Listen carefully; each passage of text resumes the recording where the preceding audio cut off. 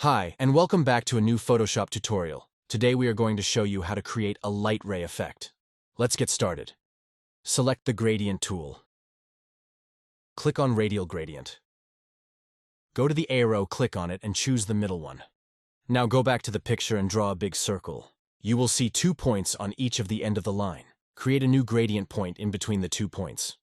Click when there appears a plus sign. Double-click on the bottom point and change the color to red. Now click on the middle point and change the color to soft yellow. Now for the last, click on the top point and change the color to white yellow. Adjust the light ray to the right size so it will fit your picture. Lastly, go to Layer. Change the blend mode from normal to hard light and change the opacity to 72%. And there you go. A fast and easy way to create a light ray effect you can use in your pictures or your client's pictures. Thanks for watching, and don't forget to like and subscribe to the channel. See you next time.